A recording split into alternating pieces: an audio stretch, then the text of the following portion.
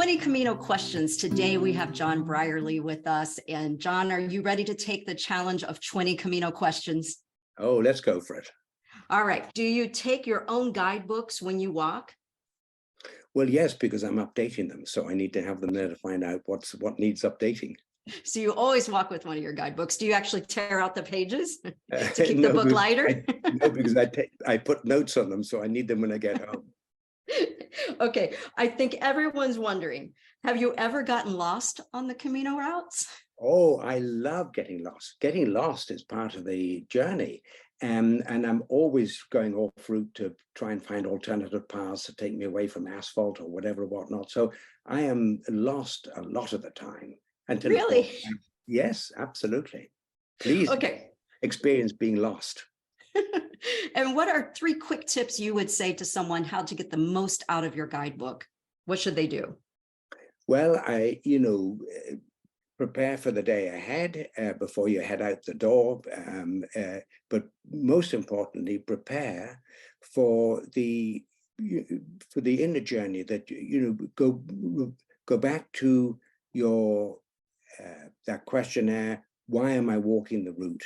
And remind yourself of why you are there as a pilgrim, what you're trying to achieve, the questions you're trying to answer.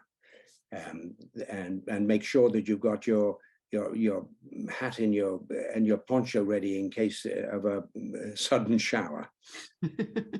Okay, so I never walk without one of your guidebooks in my backpack.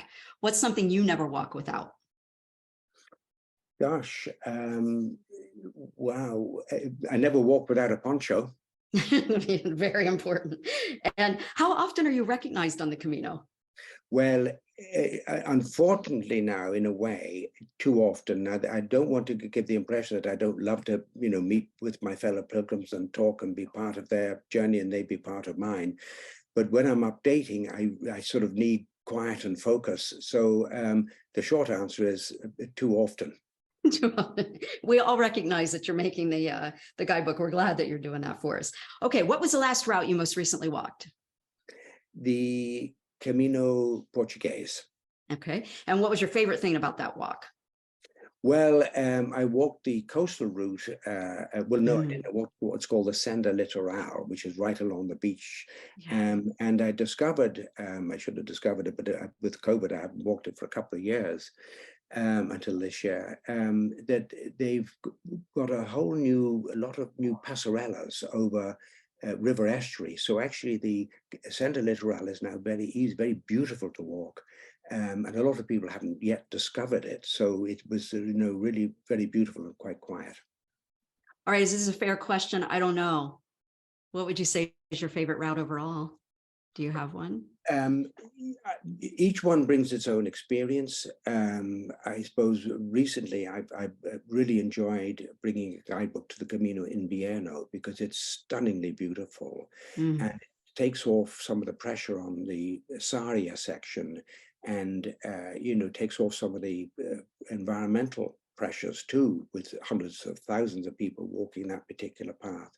And it shares a sort of the economic benefits, again, in a very sort of remote, quite poor part of Spain, along the river Sil, spelled S-I-L, and that is staggeringly beautiful and quiet. And it's just stunning from the every aspect of it. It's a very, very beautiful route. And I really encourage people, if they're sort of walking into Santiago or if they've been on the Camino Frances before, rather, to consider in arriving in Pamplona, in Ponferrada, to head off along. It'll take an extra days, but if you have that time or make the time to walk into Santiago through, it joins up with the Orense route, so you could walk into an entirely different route into the city.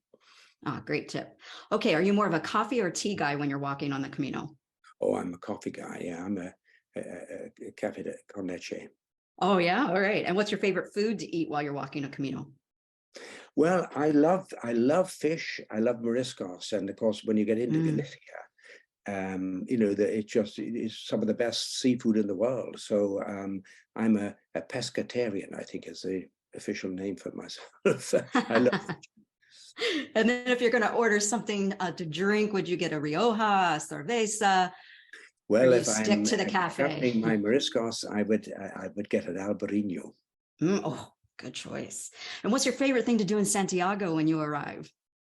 Well, it's probably funny enough to find a quiet space in the Alameda in the beautiful gardens. I love, arriving into the busyness and then just sort of, going back into nature in the city. I love the Alameda. It's very beautiful up there. It is the gem of the city. Oh, Yeah, I love yeah, it. yeah. And okay, so is there a favorite town or village along one of the Caminos where you feel like people just keep overlooking it? Like they shouldn't be missing this. They're not getting how beautiful this place is. Well, I would say that of virtually every little town along the Camino Invierno, Yeah. you know, because it's so, the towns are so unspoiled, and yet they've all got this sort of lovely sense of,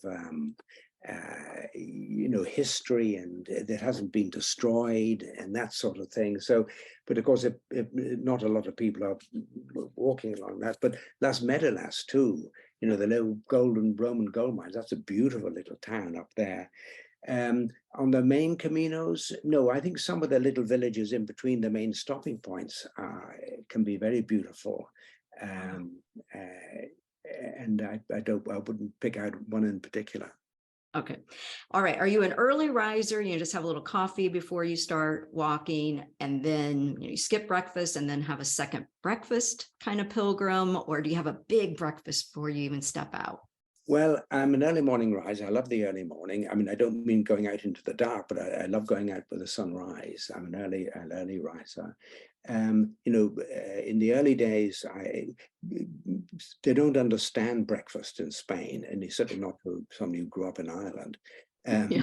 So, the idea of having breakfast before you go is sort of pretty limited.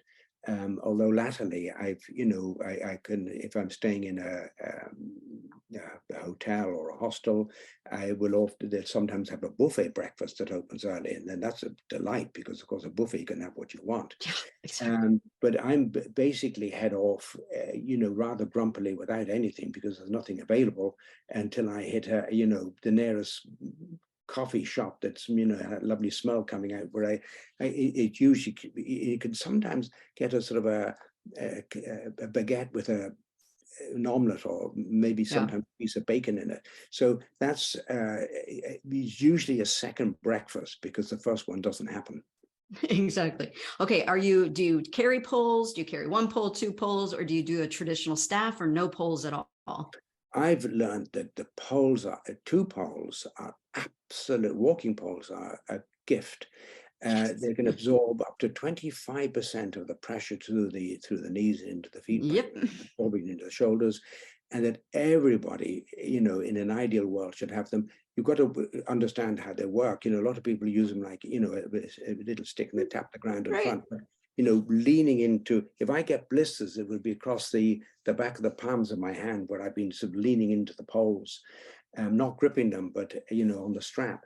And yes, and the older we get, of course, the more important they become. But here's a tip: don't, because you are young, not use them because you feel that that they're not right. I have a lovely story, but it's too long to tell, about some walking I did in India, and a young man who was leading us came to walk the poles and got me into them. He said, "Look, if you take these poles and walk with them, in your early walking days," he said, "you'll get potentially an extra 10 years walking at the end." An Because extra 10 years. your Yes. body hasn't suffered. Your knees are still working, your hips are still working. So you get a lot of extra walking for your physical body if you use them. Yes. Did everybody hear that? Use your poles. Okay. So we're all buying your books, but I'm just wondering, is there a Camino book or a movie or something that has inspired you in the last couple of years that's been related to the Camino? Not really to this extent. I love to. I'm emptying out. I'm at a stage in my life where I really am into. I love this idea of the grove of elders. Coming into a stage of my life where I have everything that I've needed for myself to bring me to where I am, to experience life. And now I'm coming into that sense of a where whatever I have, I'm here for the, if you like, in service to humanity or to the pilgrim or to the pilgrim routes. I don't need anything. In fact, I love not to have anything. I love the empty space. I'm trying to empty out at this point in my life. Got it. All right. What's your favorite season to walk? Winter, spring, summer, or fall? Oh, I'm an autumn man. I mean, I'd love to say that, all the seasons are different and they're all beautiful, and of course they all are. But to me, the autumn, oh my heavens, the harvests, the grapes, the dancing, the festivities, the festivals, the heat, the warmth, the heat's gone out, but the cold hasn't come in. I'm an autumn man. Me too. All right. So think back. If you could go back and tell yourself just one thing before walking that very first Camino 25 years ago, what would you tell yourself? I would remind myself of the real purpose I was walking the Camino, which is essentially to find myself, and that self is with a capital S, rather than familiarizing myself with a rather familiar, ugly little egoic self that's always getting in the way. I'm here to discover a self-discovery, to discover a self that I never really knew was there, a wiser, higher, more beautiful part of myself that's connected with the divine.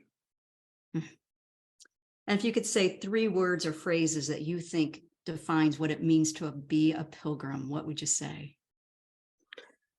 I'd say keep an open heart, keep an open mind, and be kind.